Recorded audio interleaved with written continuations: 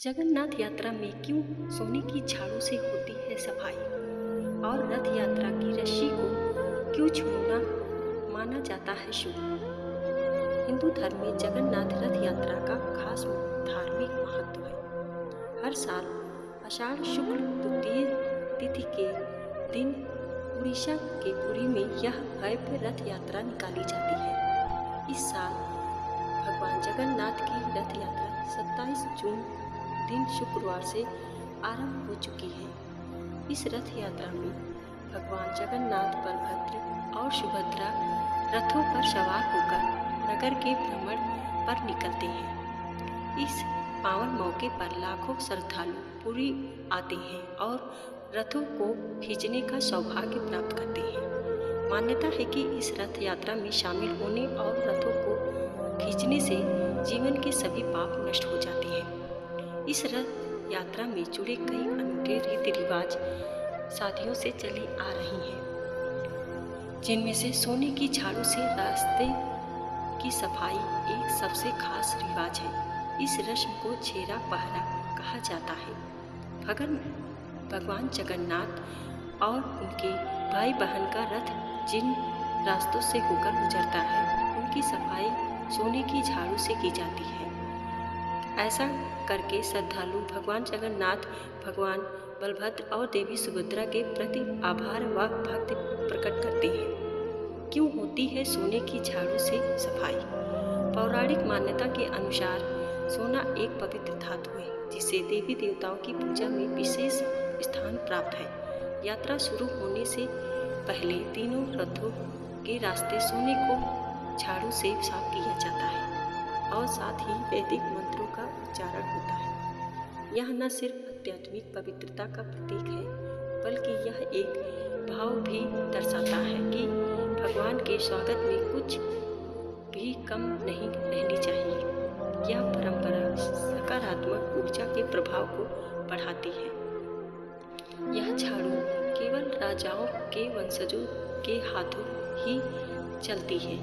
धार्मिक मान्यताओं के अनुसार सोने के झाड़ू से रास्ता साफ करने का उद्देश्य भगवान के मार्ग को शुद्ध और पवित्र बनाता है। क्यों निकाली जाती है रथ यात्रा? पौराणिक कथा के अनुसार एक बार देवी सुभद्रा ने पुरी नगर देखने की इच्छा व्यतीत करी थी। तब भगवान जगन्नाथ और बलभद्र उन्हें रथ पर बैठाकर नगर भ्रमण के लिए निकले और रास्ते में अपनी मौसी उड़ीसा के मंदिर में कुछ दिन के लिए रुके। तभी से इसी घटना की याद में हर साल रथ यात्रा निकाली जाती है। तीनों रथ उड़ीसा मंदिर तक जाते हैं और 7 दिनों तक वहीं विश्राम करते हैं। हर साल आयोजित होने वाली इस रथ यात्रा में शामिल होने दूर दूर से श्रद्धालु आते हैं। रथ यात्रा में कैसे मिलेगा पुण्य? स्कंद पुराण में वर्णन है कि जगन्नाथ रथ यात्रा में की प्रदक्षिणा कैसे करें और दान से क्या फल मिलता है।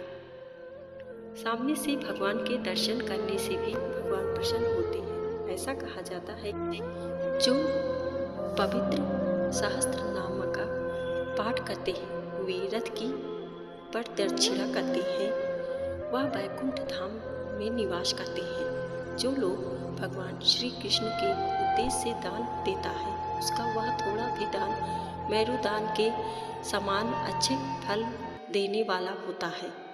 जो भगवान के आगे रहकर उनके मुखार बिंद का दर्शन करते और मार्ग की धूल या कीचड़ में प्रणाम करते हैं, श्री विष्णु के उत्तम धाम में जाते हैं। रथ यात्रा की रस्सी को छूना क्यों माना जाता है शुभ?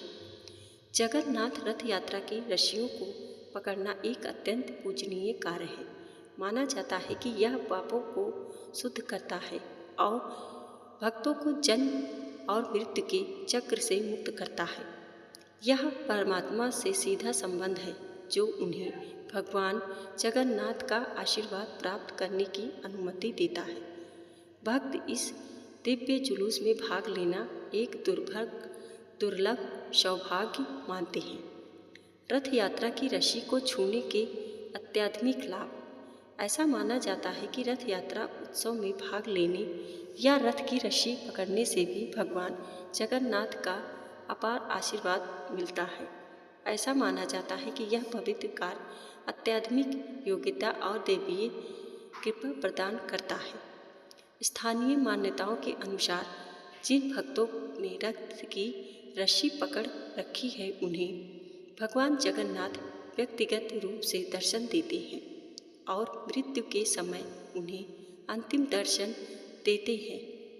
यह गहन विश्वास लाखों भक्तों को रथ यात्रा की ओर आकर्षित करता है, जो दिव्य संबंध का अनुभव करने और भगवान का आशीर्वाद प्राप्त करने के लिए उत्सुक है, जिन्हें भगवान जगन्नाथ के उपासक गहराई से संजोते हैं।